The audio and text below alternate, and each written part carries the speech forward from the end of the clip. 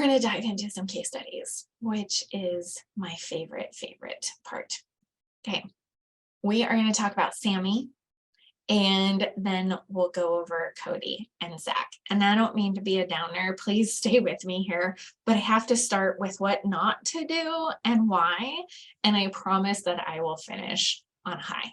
Okay, Sammy and his family didn't 100% grasp what we're teaching here tonight and use the strategies to their advantage, and they didn't get the results that they could have gotten.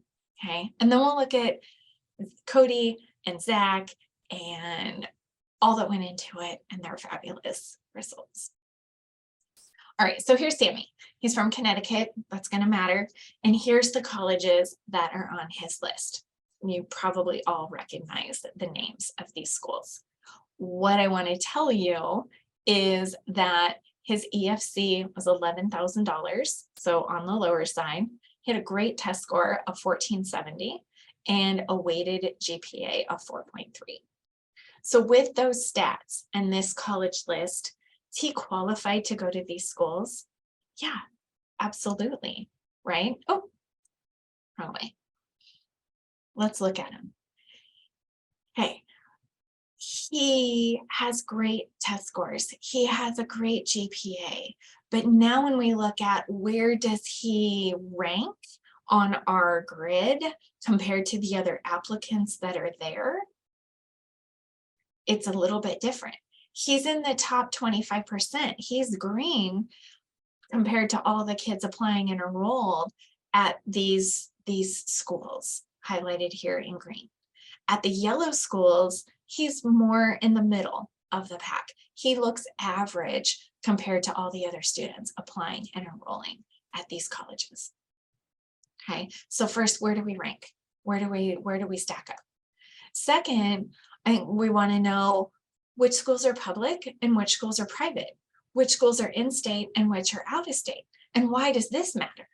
It matters because at public schools, the free money only goes to the top students, and at out-of-state public schools, out-of-state kids aren't going to be in line for that money. Colleges are more selective to who they're giving it to. So out of all the schools that he's applying to, Georgia Tech is a public school, but he's out of state. SUNY's public, he's out of state. UConn, he's in state, and UMass, he's out of state. Then we want to get deeper into the college's stats. He's got 4 schools on his list that are those very elite private schools. These schools are going to meet 100% of the family's need. That's why they're on the list. He has an $11,000 EFC. They're very generous, but they also have very low acceptance rates, right? They can't do it for everybody and keep the doors open. So again, here's the secret.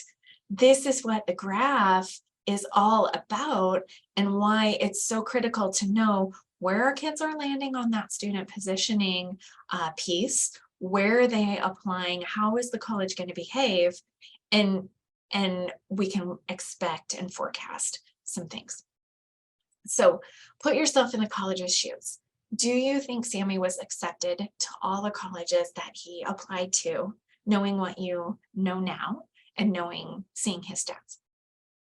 Where do you think that he was denied? Okay, I'll show you.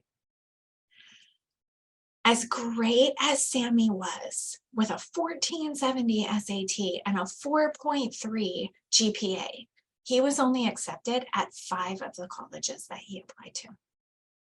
Why? Why was he only accepted at 5? Because at all the others, he was average compared to the other applicants and the students enrolled in that college. And at the green schools, he was on the left side of our grid, and at the yellow schools, he drifted to the middle. That and the low acceptance rates at the other schools, they just couldn't accept him. There were too many students ahead of him in line. So we have Yale and Penn and Princeton over here, and we have Drexel and these schools over here. Did Sammy get a full ride? No, but he did get some very sizable discounts, and it all worked out in the end, just like it will for your kiddos. They will get accepted for college. They will apply for scholarships and get scholarships. We just want them to be able to maximize that free money as much as possible and reduce the sticker price of college, like these next kids did. Ready? All right, so Mr. Cody, this is fun. These are the schools on his list. They are big schools, costly schools, right? He's landing, and oh, here's his stats. High EFC, high ACT, high GPA, and he's going in medicine. Amen, right? This is his list. Now, where is he at compared to all the other applicants on this list? Is he going to stay on the left side of the graph, or is he going to drift over in the middle or all the way over at some of these schools? By just looking at the names, we don't know. What do we need? We need the college's numbers, so we'll know where he lands exactly and what kind of results he can expect. At 3 schools, he was over and above, over far in the green. And at those others, he's in the middle. Okay. High EFC, high test score, high GPA. What happens? Every college in the country wants these kids except Stanford, right? Stanford was his #1 pick. Did he qualify to go to Stanford? Amen. Yes, absolutely. But compared to everyone else at Stanford, he was average. And the acceptance rates are so competitive that he was waitlisted. Okay. We knew this could very likely happen, which is why we applied to all the other schools. And he was accepted at every single one of them. So we're happy. We're very happy. Here's Stanford, right? I'm going to show you the money. Johns Hopkins, he was accepted, but they didn't give anything. And then all the other schools are like, yeah, we want to play, right? We know that they're high income, high assets, high EFC, but we want to play and entice this student to pick our school over our competitors. And here's what that looked like. So Johns Hopkins, nothing. Occidental, 18, University of Portland, 17, Duke, a little bit, Emory, Portland, Oregon State. USC was the one that went all in, $35,000 tuition waiver. Okay, discount, a sizable discount, and that is where he decided to go. There's more to this story. This is a 71% discount off of his undergrad. And the extra part of this story is they took all of his AP classes, right? So that let him come in as a sophomore with sophomore standing. As a freshman, they put him on a research project and paid him another $3,000 to work on that research project. So he could have graduated early, coming in as a sophomore, but to quote his parents, they said, he's like a kid in a candy store. So he double majored in history and pre-med. The first research project that he was published on, I get a little choked up, so I lose my spot. The first research project was published. Okay, our goal is med school. Can you imagine what his resume for med school looks like at this point? Not only the first one, he got on his second research project and it was published. So I smirk because remember Duke? And Duke said, yeah, you can come, but we're only going to give you 8. Now he's ready to go to med school. And they said, please, please, please come get your MD and PhD and we'll scholarship the entire thing. These are the opportunities that our kids can position themselves for when they are picking the right schools and positioning themselves at the front of the pack.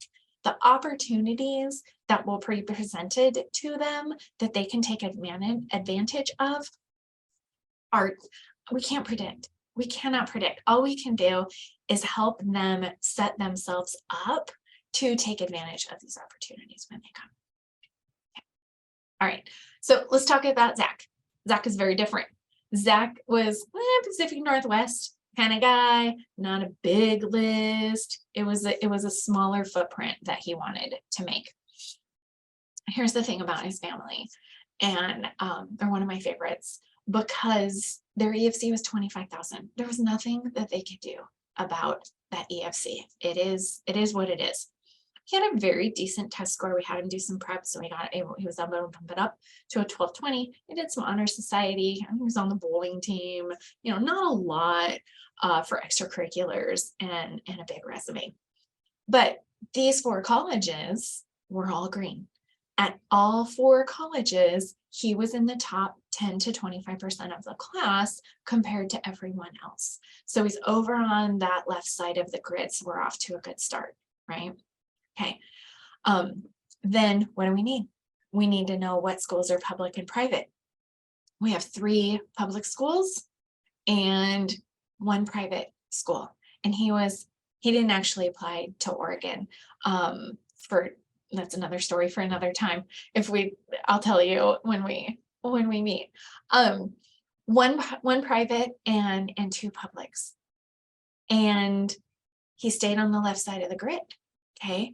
They said public schools can't always do a lot, but they know they have to do something. So here's 1,200. Here's, 7 from New Mexico Tech. What's going on there is you have an out-of-state school that is saying, hey, we don't have scholarship money to give you, but you're an out-of-state student. So come and we'll discount that out-of-state tuition down to that public school price. We don't care where it comes from or what they call it. We just care that it reduces our net cost, right? But then University of Portland said, oh, hey, wait, we will discount this quite a bit, so much so that the net cost is now actually down to that public school level. And I share this with you because so many of you can identify with this family. You have great kids and they have worked hard and they deserve it. But the idea of looking at these higher priced private schools and paying that sticker price is terrifying. And it was for this family as well. Okay. But when you know what we know now or what we're teaching, we're not paying sticker price.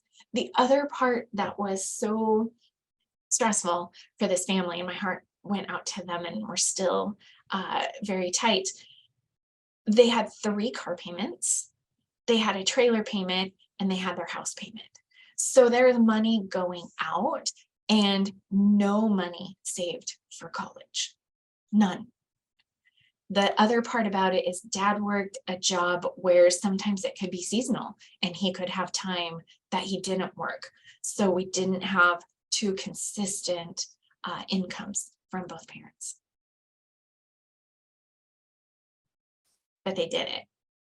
And you can do it and I can do it just like they did it and do it even better because they had the help and they understand. They chose to go to University of Portland because now all 3 schools were on par and the same net cost. They could look at the extra benefits of private school. Yeah, they had to loan the whole thing. They used other people's money to pay for this. Secret workshop with Lance 3 and 4. They used other people's money and they used loans to pay for his entire 4 years. Okay. Time and compound interest. And by the time Zach graduated, they had 80% of his loans covered. Okay. 80%. And with a college degree and 80% of his loans covered, he can do the extra 20. Within 2 years of graduating, he had covered the extra 20% of his loans and he had bought his first home. Okay, this is what we're doing with our families, with our kids. This is what we want as parents. And this is what we want to help you all with. Excuse me, I love this part. So schedule a one-on-one phone call with us. We will answer all your questions. We will create a game plan for your specific situation. We are here to help.